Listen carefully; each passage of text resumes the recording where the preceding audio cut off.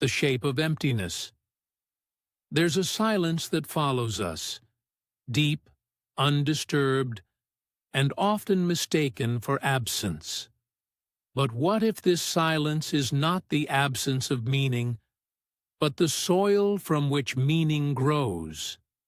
We spend our lives clutching at things, ideas, identities, achievements, as though the world might crumble without them. Yet, beneath all the noise, we sense something vaster, something real, a stillness too immense to name. We are not taught to look inward. The world teaches movement, forward, upward, faster, but the inner world does not run by those directions. Its compass spins in quiet spirals, and so we forget. We forget that behind every achievement is a fear of inadequacy, and behind every identity is a fear of being no one. Emptiness terrifies us because it holds no handles. But that same emptiness is what gives us freedom. Imagine standing in a room stripped bare. No mirrors, no audience, no roles to play. Just you. What is left? Who remains when there's nothing to perform? Nothing to prove? This is not a question to answer quickly. It's the kind of question that unfolds in you slowly, like a fog lifting from a valley. And it's there, in the raw exposure of silence, that we begin to see.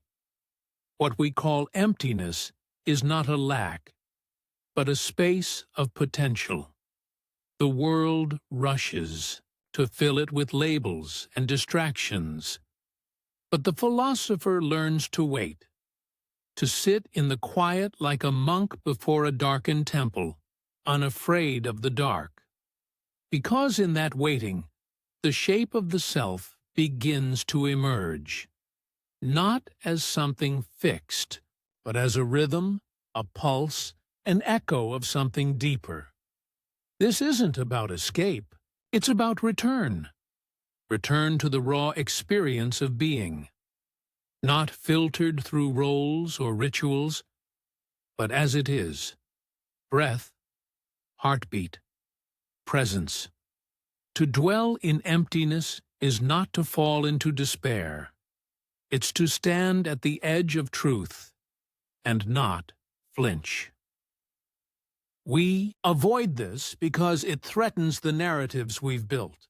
If I am not my job, not my successes, not my failures, then what am I? That question is both terrifying and liberating. It means we are not trapped, but it also means we must face ourselves without pretense. And that kind of honesty? It burns, but only what isn't real can burn. What survives the fire is who you truly are. Beneath the surface, touching the still point, we often live on the surface of our own lives, skimming across moments like skipping stones. Rarely do we stop long enough to feel the water. Beneath our routines, beneath the goals and plans and metrics of success, there is something more fundamental: the texture of being itself. This texture doesn't scream for attention. It whispers. It's in the way sunlight lands on your skin, in the ache behind your laughter, in the heaviness before sleep. We miss it because we've trained ourselves to listen only to the loud. But the truth of who we are speaks in subtleties. There is a point inside you that doesn't change. Amid all the evolving versions of you, child, rebel, achiever, lover, wanderer, there is a stillness that has always been watching. You might catch it in rare moments, the pause between two breaths, The gaze held a second too long. The silence. After music fades. In those moments, you are not performing. You are simply present. Touching this still point is not an escape from life. It's a return to it. Because until you've touched that part of you that needs nothing, desires nothing, demands nothing, you haven't truly lived. You've merely reacted. We're told to chase meaning, but maybe meaning isn't something you chase.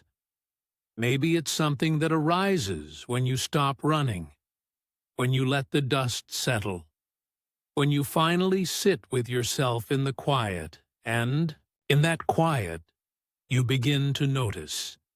You notice how much of your pain comes from resistance, from trying to control what cannot be controlled. You notice how much of your joy comes from surrender, not passive resignation, but an open-hearted acceptance of what is. This noticing is not dramatic. It's gentle, but it shifts everything, because from this still point, you begin to live differently, not as someone grasping for control, but as someone rooted in awareness, not as someone constructing an identity, but as someone unfolding into being. This shift is not about becoming someone new. It's about remembering who you've always been beneath the noise. And once you remember, even for a moment, you can never fully forget again. The still point becomes your anchor, not to keep you from drifting, but to remind you that even in your drifting, you are not lost. Chapter 3. The Reclamation of Being. The modern world sells us versions of ourselves, polished, filtered, optimized, and slowly, subtly, we trade in our rawness for performance. We become fluent in the language of productivity, but illiterate in the language of presence. And so, we begin the long journey home. To reclaim your being is not to go backwards. It's not nostalgia. It's an act of courage in the present. It's standing still while the world screams, "Move!" It's saying, "No more," to the parts of you that shrink to fit someone else's frame. Reclamation begins with unlearning, not just ideas, but identities. The identity that says, "I must be liked." The one that whispers, "I must always achieve." The voice that says, "I'm not enough unless..." These are not truths. They are scripts. Scripts written by fear and handed down through generations. But you are not a script. You are the breath between the lines. To reclaim being is to write your own rhythm, not by shouting, but by listening. Listening to what your bones remember, to what your silence knows, to what your heart mourns and longs for in the same breath. This reclamation isn't flashy. It's not a post. It's not a brand. It's the quiet dignity of waking up one day and choosing to be fully alive. Not in theory, not for show, but in the intimate, trembling moments of your actual life. This is not a journey with a map. The path is made by walking. Each step forward reveals the next. And sometimes, the bravest thing you can do is pause. To let yourself feel the weight of being. To stop apologizing for your depth. To stop performing for those who only understand the surface. You will be misunderstood. That is part of the price. But the deeper truth? You were never meant to be understood by everyone. You were meant to be whole. And wholeness is messy.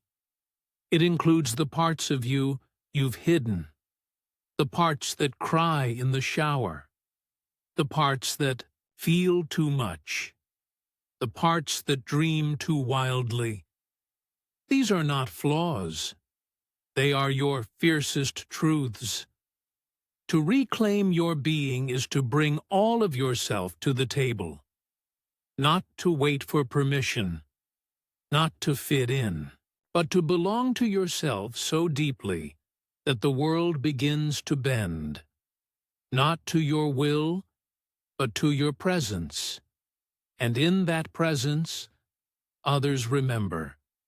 They remember their own depth. They remember their own still point. They remember what it means to be, and that, quietly, fiercely, is how the world begins to change.